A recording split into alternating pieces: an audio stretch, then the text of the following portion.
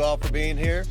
Today is a great day for transparency in America because today I'm proud to announce the creation of the Task Force on the Declassification of Federal Secrets.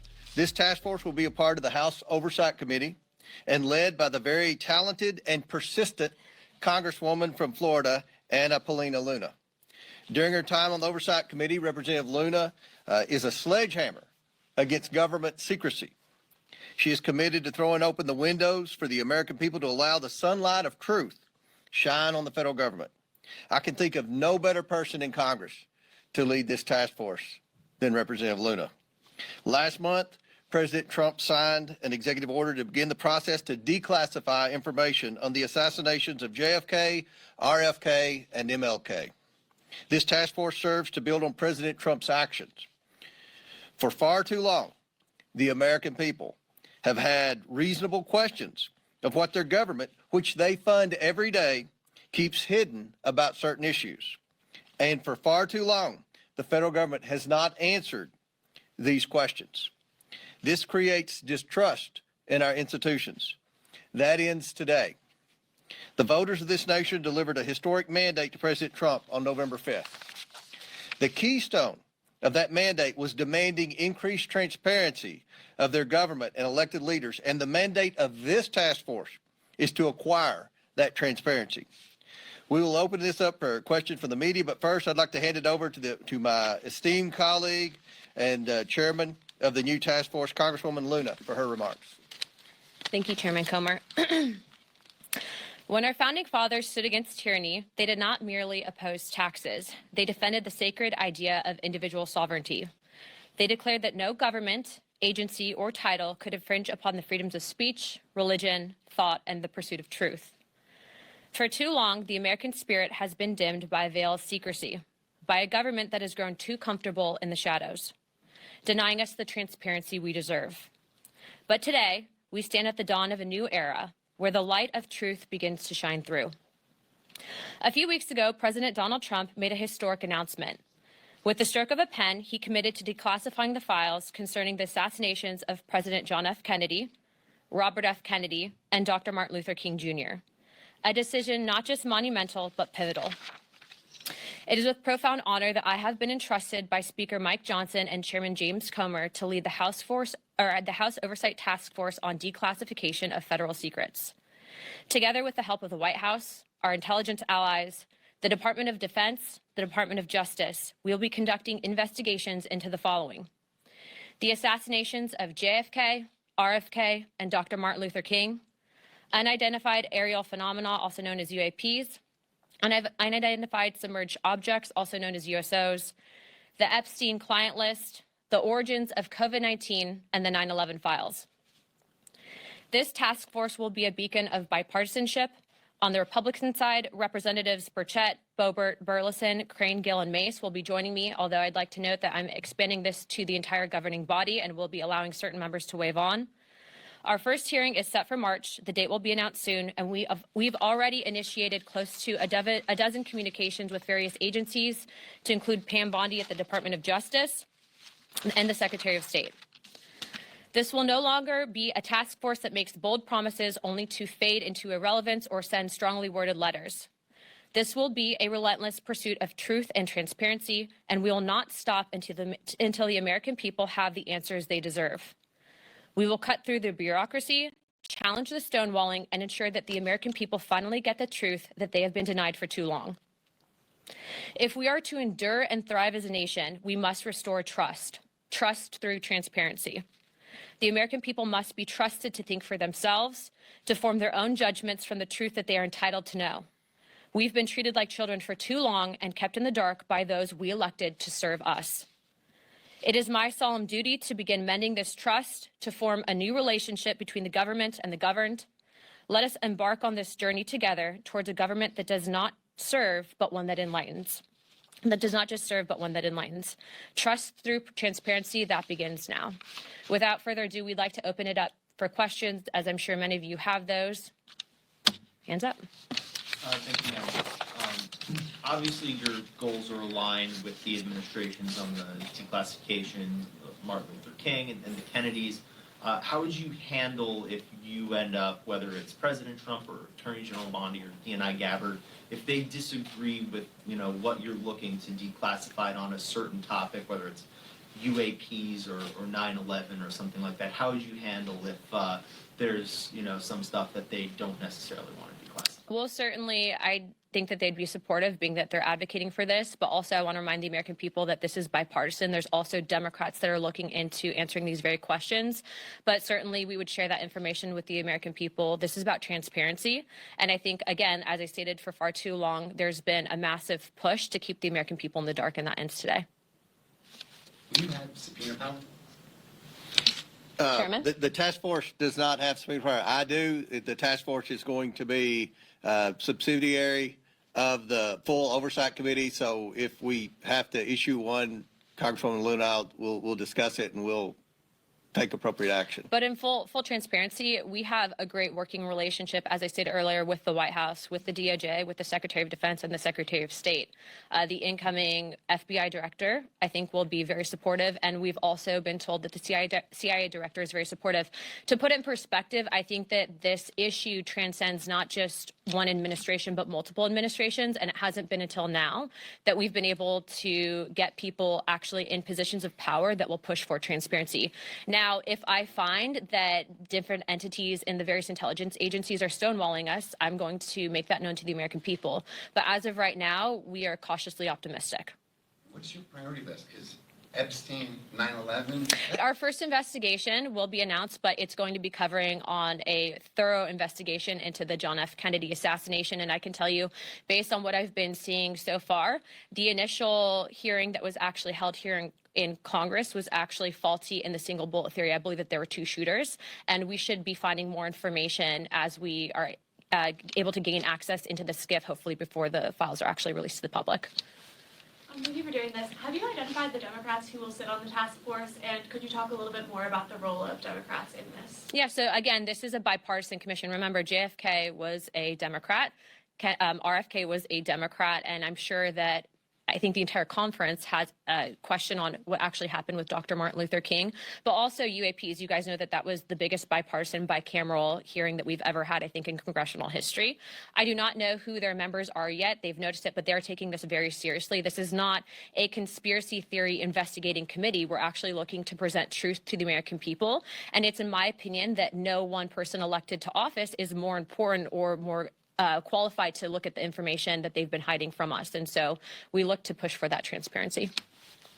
What sort of witnesses will you expect to have at your hearings? I know you said the first one's in March. Would that be department heads, former employees of various agencies? Would you like to jump in? Yeah, I was going to say, based on what we're actually looking to do with the JFK investigation, I'm looking to actually bring in some of the attending physicians at the initial assassination, and then also people that had been on the various commissions looking into, like the Warren Commission looking into the initial assassinations. There's been conflicting evidence, and I think that even the FBI at the time reported some anomalies in the initial autopsy at Bethesda, Maryland. All of those, though, seem to have been rinsed and repeated in the media to push a certain narrative that we don't agree with.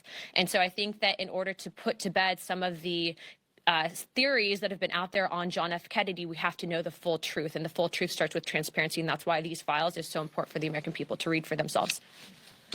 With this task force, what are you hoping to uncover as far as UAPs that you have not already heard from other UAP hearings? The biggest information problems that we've had with UAPs is the amount of stonewalling, stovepiping, and also it seems that there is this push to gaslight the American people into looking at the evidence and then not fully believing it.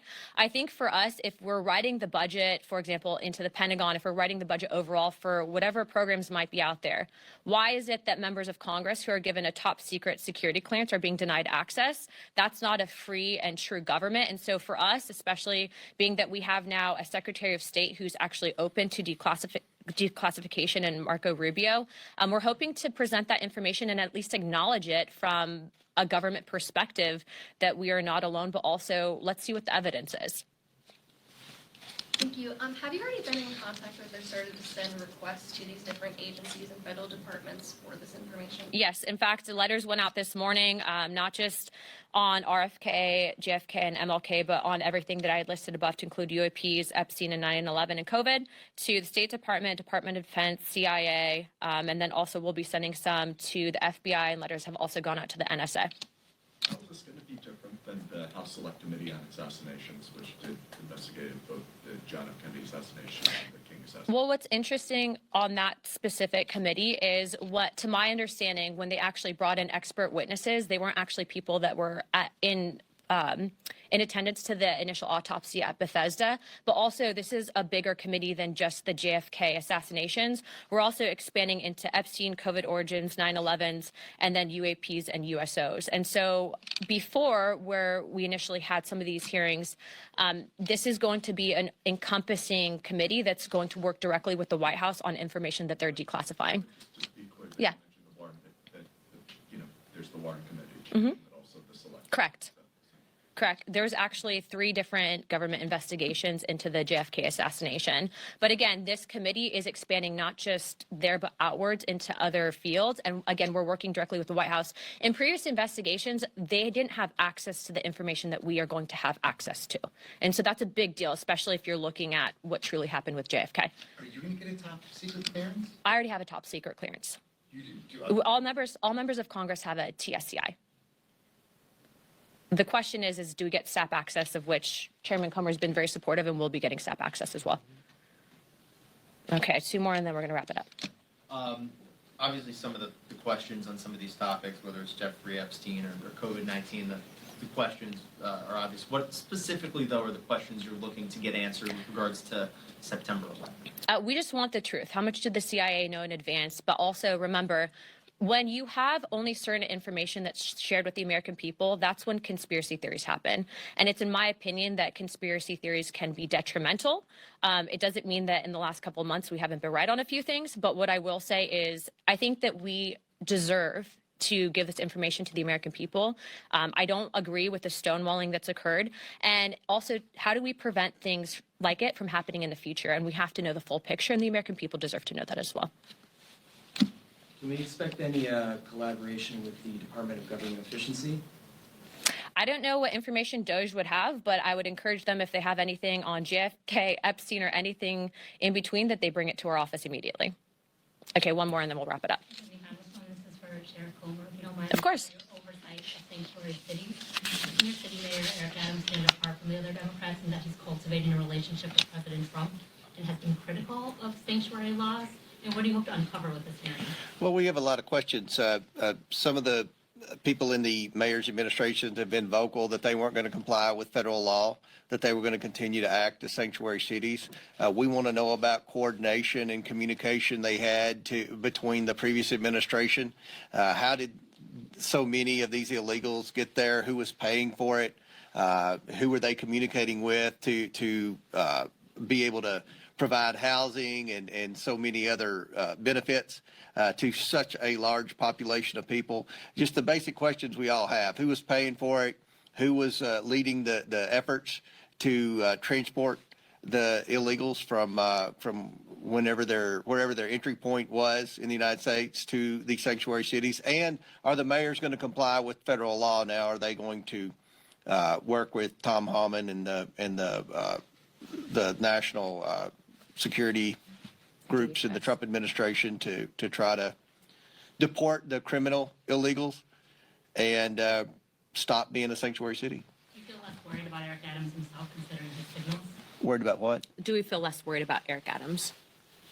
Eric Adams, I mean, he was one of the first mayors to bring up the crisis situation, the fiscal impact on the city. So I think he would be a very good witness, and we have a lot of questions for him, just like we do the other 3 mayors. So, All right, 1 last question, then we're going to wrap it up. News Nation, let's go.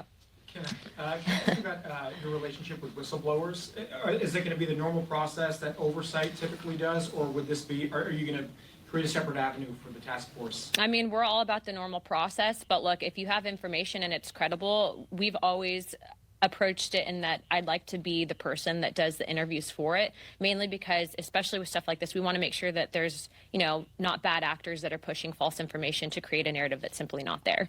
And so, every whistleblower that does come forward, as of right now, there's people that have been publicly out there, for example, on the JFK stuff, that were actually present in the room at the operating room where he was actually brought to right after the shooting. So we hope to bring those people in to testify. And again, these hearings will be open to the public. I'm also expanding this to the entire conference. So if someone's going to take this seriously and look at it through an investigative lens and get answers for the American people, they are welcome to ask questions of the witnesses, and you guys will all receive notice of that. And we'll work with anyone who currently works for the federal government that wants to declare whistleblower status and receive whistleblower protection, if that's what they're interested in doing. And I don't think they're going to face the type of retaliation that the previous administration gave whistleblowers, particularly the IRS whistleblowers that blew the whistle on the cover-up of the Biden family. And I'd also like to close with this. If you are an independent investigator, we are being told that the FBI has now located thousands of pages of documents that they lost before, specifically relating to JFK. We are going to get through as much as we can. We have a great team of attorneys. We have a great team of investigators looking into this, but it doesn't mean that we won't accept help from the public. And so we will be setting up a place for collection for people to present information. But again, this is about transparency. The government works for us. There have been people, I think, in power for too long that try to silo us and keep us in the dark, but that stops today. You're seeing that same message come out of the White House, out of the CIA, the FBI, and every other agency in between. So we are very happy to have the support of all of those individuals, happy to have the support of Chairman Comer and Speaker Johnson. And if you guys have any questions, please don't hesitate to reach out to Oversight Comms, and we'd be happy to answer those at that time. Thank you, guys.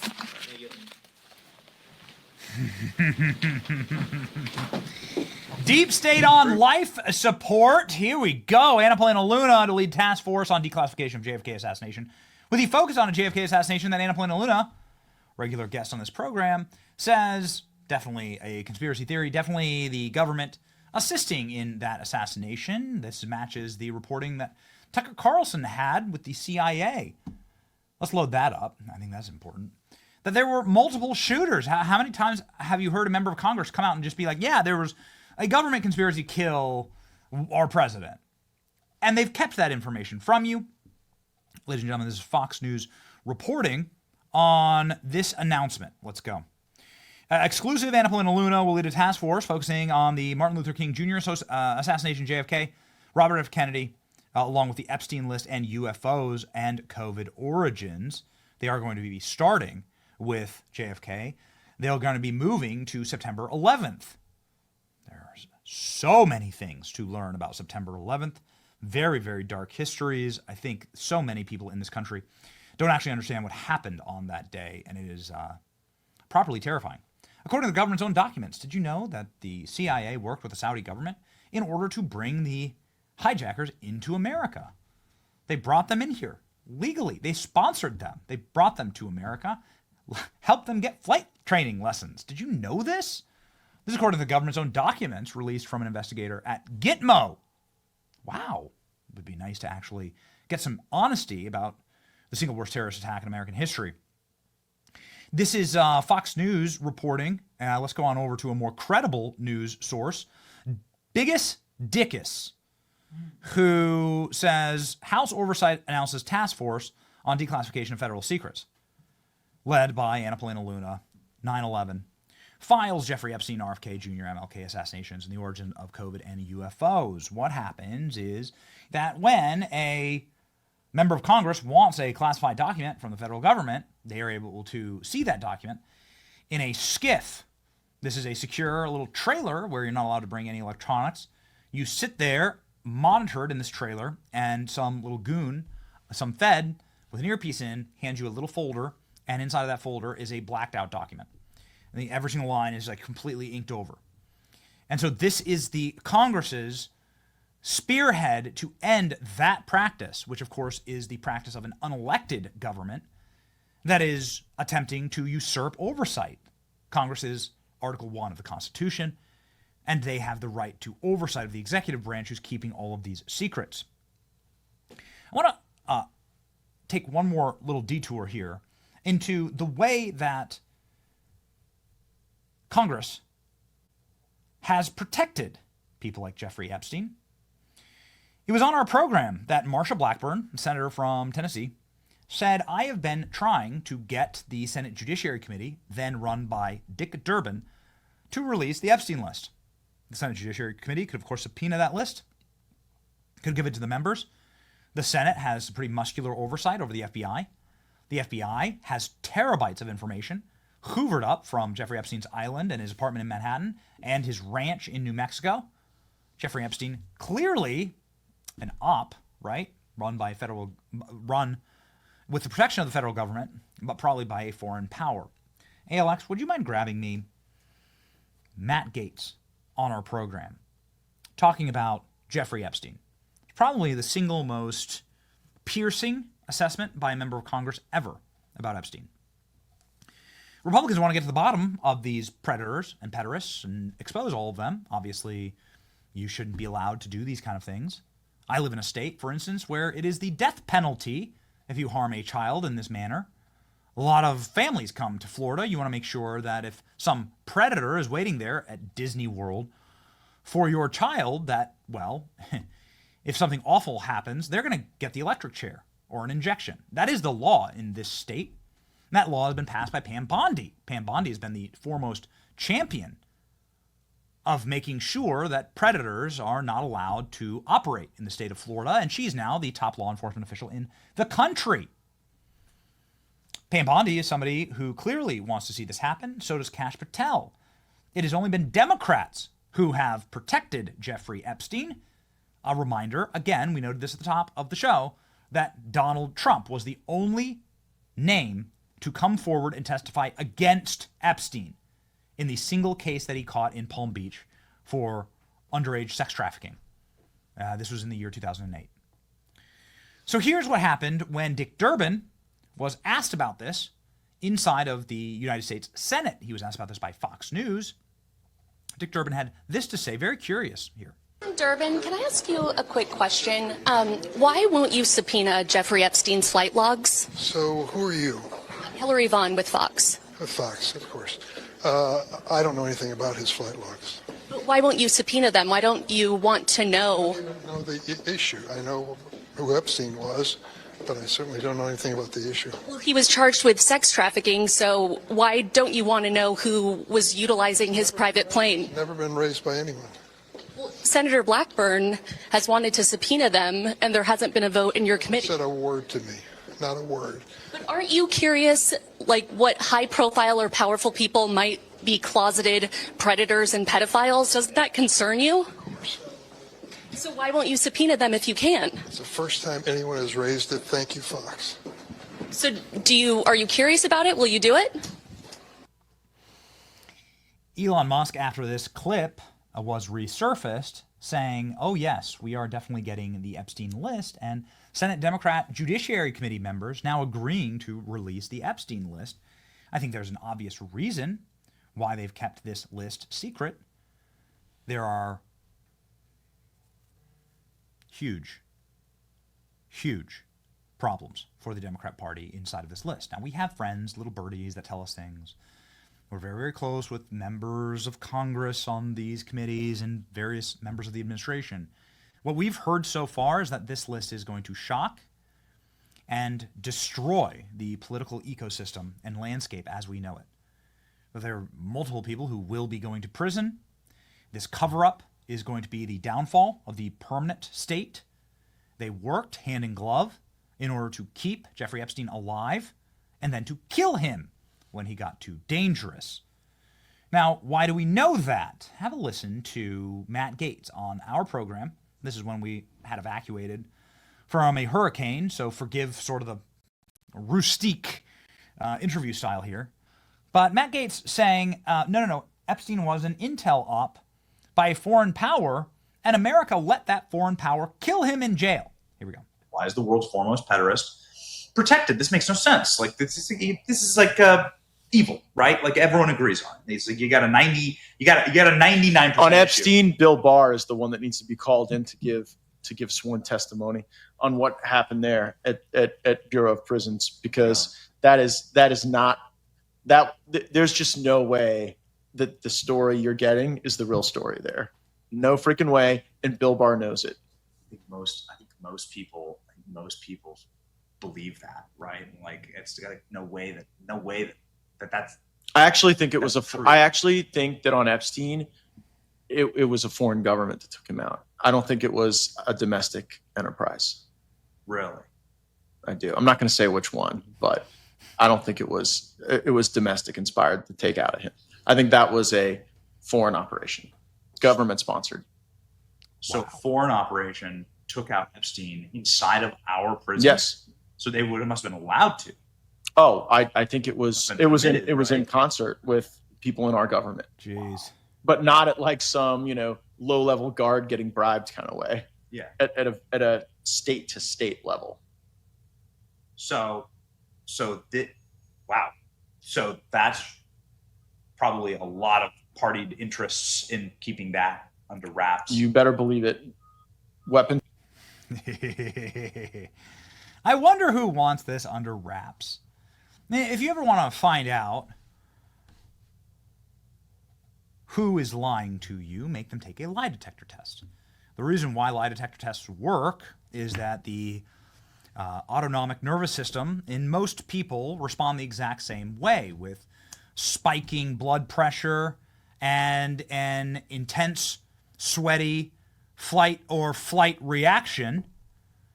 And you can register whether somebody's trying to hide something based on the inappropriate reactions to logical questions. When Hillary Clinton was asked about Jeffrey Epstein, in the single moment that I think Hillary was on camera actually asked about this by an activist named Alex Rosen, have a watch and see if you think that this reaction to this harmless activist who asked Hillary Clinton, hey, why has your husband been on Jeffrey Epstein's jet so many times? Why do the women on Jeffrey Epstein's island say that Bill Clinton was there? Why does Jeffrey Epstein say that Bill Clinton liked him young? Go ahead and check out the reaction here to this questioning and see if you believe that it is a little suspicious. You want somebody who's going to get up every day. Hey, Hillary, why'd your husband visit Epstein Island 26 times?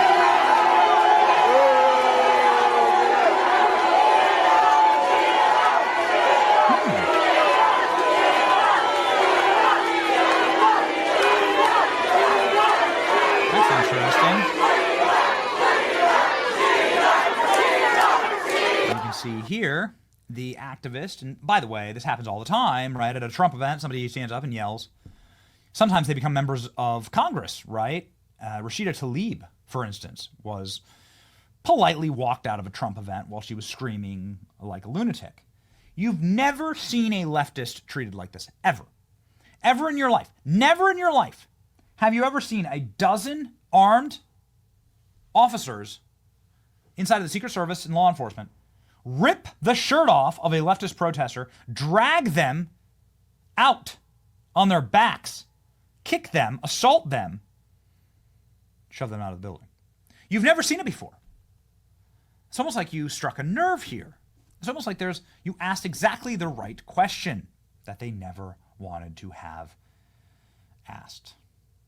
And so you keep asking the right questions, and you're going to find the truth.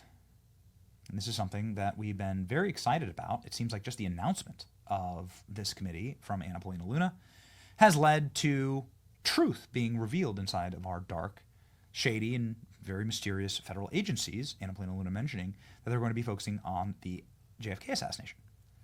Obviously, the JFK assassination, the physics of it, are impossible.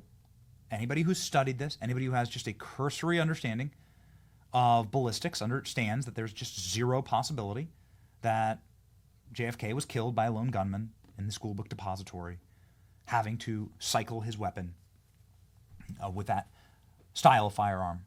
It's just not possible. I mean, Lee Harvey Oswald himself having connections to the CIA, traveling to Cuba and Russia in the days before the assassination of JFK, screaming that he's a patsy, and then killed by Jack Ruby on camera for like No conceivable reason? Then Jack Ruby dying in prison under mysterious circumstances? No, man. It's dirty. Dirty as hell. Everybody knows it. Turns out the FBI just recently, after 61 years, decided to discover 2,400 documents about the JFK assassination that were never provided to a board that asked to review them. Wow. The still secret records are contained in a 14,000 pages of documents the FBI found in a review triggered by President Trump's January 23rd executive order demanding the release of all JFK records. The existence of new documents were disclosed on Friday to the White House when the Office of the Director of National Intelligence submitted a plan to disclose the assassination records under Trump's order. Well, well, well. The discovery of thousands of records on one of the most scrutinized events in U.S. history is likely to raise questions about the procedures for vetting and releasing information. You think? Ladies and gentlemen, you think?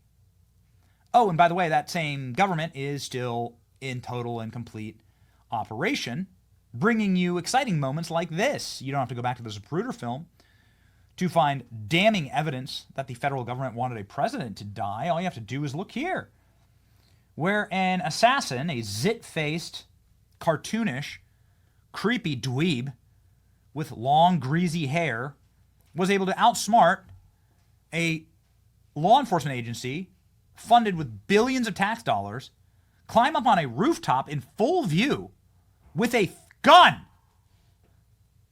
with an AR-15, and then ended up taking 8 shots at President Trump. One of those shots, a successful head shot, meaning it hit him in the head. That's what the ear is. The ear is part of your head. President Trump was hit in the head by a bullet. Thank God, in the greatest miracle ever seen in humanity, he was saved. But it begs the question, why? How? What the literal F? If you watch some of the clips after this assassination attempt on Donald Trump, you'll realize that there is no real question as to whether it is malevolence or incompetence. It is just pure malevolence. Here, ladies and gentlemen, are the local law enforcement agents who should have been on that roof. Obviously, you put a law enforcement agent on that roof. There is no bad guy who takes a shot at Donald Trump. That just doesn't happen. You lock down that building. You stop this from happening altogether. Local law enforcement said, the Secret Service decided to just skip all security briefings here. To get a face-to-face briefing with the Secret Service snipers whenever they arrived, and that never happened. So I think that was probably a pivotal point where I started thinking things were wrong, because that never happened, and we had no communication with the Secret Service. You had no communication with the Secret Service at all on that Saturday? Not until after the shooting. And by then? It was too late. Listen, I'm all for the release of the JFK documents, okay? Don't get me wrong. This is something we've studied, something we're very interested in. Obviously, there are entire and Epstein documents, all of it, okay? Clearly, there is a fake government that operates outside of our government. Well, I mean, it's very real. It kills presidents. But it is unelected. It is a dark, unelected body that operates totally and wholly outside of the constitutional reins that were put upon our federal government. It is dark, it's evil, it's satanic. It openly attempts to ensure, through any means necessary, that it retains power. This is what President Trump is up against. There's one clip that makes me so enraged that my blood boils when I see it. The immediate aftermath of President Trump getting shot, the body camera footage. Watch this. Did he have a weapon? Is he? That was the report. I thought you were on the roof. I thought it was you. I thought you guys were on the roof. Why were we not on the roof? Why weren't we? I'd say this is a up. Sorry, not sure which gas company. Somebody up. This individual has been identified as the special agent in charge here for Butler. You can see his Secret Service pin and his Secret Service uniform. Notice how he talked about the dead Joe Biden donor in order to not offend them, calling him a shooter. This was the Secret Service under Joe Biden. They didn't want to use the wrong pronouns for the guy that just killed Corey Compertor, for the guy that just shot into a rally not just Corey Comfortor, there were 5 members of the MAGA rally in Butler that were injured in bullets. President Trump, the single most famous man walking the earth today, a successful headshot, a bullet piercing Trump's head, the ears attached to the head. And here's the Secret Service agent making sure that he doesn't incorrectly identify the shooter by using air quotes. This was your Secret Service under Joe Biden. It's like they wanted Trump to die. And now in a bombshell clip that was just released on Piers Morgan's show, Tucker Carlson, who has impeccable federal sources, obviously, possibly no better connected single individual with the Trump administration, Tucker Carlson, saying, yeah, that was the goal. The goal of the Biden administration was to kill Trump. I think that shooting, I hope that'll be examined, because what's happened with the investigation? We don't know anything about this kid. Well, Piers, I don't know, because you're not from the United States. It's very common for assassins of presidents to have no motive at all. Extraordinary. And at the age of 20 to have no social media profile. He never went on the internet. Nothing. It's kind of weird. No record at all. Yeah, no cutlery in his own home. Advanced bomb making skills. Operating drones, bringing in rangefinder, making a pretty great offhand shot at 150 yards under duress. It's just normal in America. I mean, the whole thing is so nuts, actually. The fact that the Secret Service allowed this to happen, which they did. The guy's on the most. Oh, if I was running the Secret Service for the day, what's the first place you'd look? Oh, it would be the flat roof with a direct line on the stage. You think? And there was not one agent positioned or assigned to look at that. None. They had no idea. But why? Well, because they wanted to kill Trump, obviously. The Biden administration wanted to kill Trump. I mean, there's no doubt. Do you genuinely think Of course I know that. And I know that by what I saw. In other words, if you leave your child inside a locked car on a hot day and go into a casino and spend 3 hours gambling and the kid suffocates, I can say, Piers, you killed your child. And you say, well, I didn't mean to. It doesn't matter. You didn't care enough about your child that you went back and rescued him from suffocation. It's demonstrable. Your intent can be divined from your actions. If you allow a roof 40 yards away to remain unsurveilled, a guy with a rangefinder and a drone to come into your area while the presidential candidate is speaking, you don't care about saving the life of that.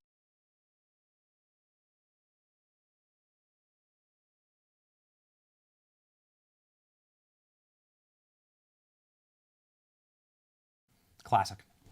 I mute myself, ladies and gentlemen, to ensure that we can hear all of the. I do this regularly. That we can. I mute myself to ensure that we can hear crisply the audio on longer clips. I don't want various knickknacks and bing bongs that happen inside of the studio to translate and even like the white noise. So I want to make sure that we hear Tucker Carlson crisply. That's why I mute myself, and sometimes I'm just too eager to jump on in. And here it is, ladies and gentlemen. The expert class in these things are the ones who we depend on to actually understand what's going on. Tucker Carlson saying this based on prima facie observations, but then probably based on deep understanding that he's getting from inside of the Trump administration as to how the Secret Service operated. Remember, it's Tucker Carlson, Alex Jones, who predicted to Trump's face that he would be assassinated. They said this a year before the assassination happened. And we remember it well. We were broadcasting live the night of the Fox News debate that Donald Trump was skipping, and he did a Tucker Carlson interview instead. Tucker looked him right in the face and said, you're going to be assassinated. These are the kind of people you have to listen to in times like these. Other people you should listen to, former Secret Service agents who are strong allies of President Trump, Dan Bongino, saying, no, this was clearly intentional. They wanted Trump to die. I said, I want you to fake snow spray paint all of those windows so at least the shooter can't see. Wow. It would be a random shot. We don't want it, but at least you're not going to be able to rangefinder. Wow. They couldn't even put a campaign banner and block the line of sight for the guy with the biggest footprint in the world. So again, why didn't they block the line of sight? And second, why was he on the X anyway? The X is what we call in the Secret Service where the protectee is standing. If you're in a limo and a limo gets hit, the golden rule is you get him off the X. Right. Why was he even on the X? Cover, evacuate, or don't even bring him to the stage. There is no excuse for this. There should be mass resignations. People should be criminally investigated for what happened here. Here we go. This is the moment, ladies and gentlemen, for truth. Who killed JFK? Who allowed President Trump to be shot in the face? Who's been hiding all the information about Jeffrey Epstein, protecting the pederasts, engaging in some of the darkest crimes humanly imaginable? Well, it certainly wasn't Donald Trump. Donald Trump's the guy who worked to prosecute Jeffrey Epstein. Who are the people who are running a totally unelected, dark layer of a government that sits over your elected government and actually makes all the rules? That's the heart of darkness. This is, of course, what Doge, Elon Musk, Donald Trump is starting to defund and starting to uncoil all of these blackened tentacles from. But it's the most important process that can possibly happen right now, today. Anna Paulina Luna and James Comer engaging in this. Also Tucker Carlson, the final clip I'll play here. Tucker Carlson, right before he was fired by Fox News. Tucker Carlson got fired by Fox News after doing this report. This was like 2 broadcasts before Tucker's firing.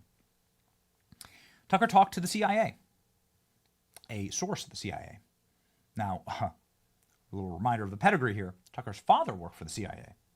Surely, in the sort of nexus of events, Tucker would understand exactly who was pulling the strings here, or at the very least know who to contact. Tucker did, and they told him the truth about the CIA's involvement in JFK's assassination, but also a very chilling final line. You don't live in the country you think you live in. Everything's a lie. And it's time for those lies to be exposed, ladies and gentlemen. We'll be doing our best on this program to bring those lies quickly and speedily to you. It is our obligation to you. And so we'll end with this clip of Tucker Carlson. How do you know something's infected? When you press on it, it hurts. How do you know Tucker was over the target here? After doing this report, he was gone at Fox News. Over the target. This is the most important work in America right now. And we're honored to be doing a very small part in it. Here's Tucker Carlson, ladies and gentlemen. See ya. We decided to find out. We spoke to someone who had access to these still hidden CIA documents, a person who was deeply familiar with what they contain.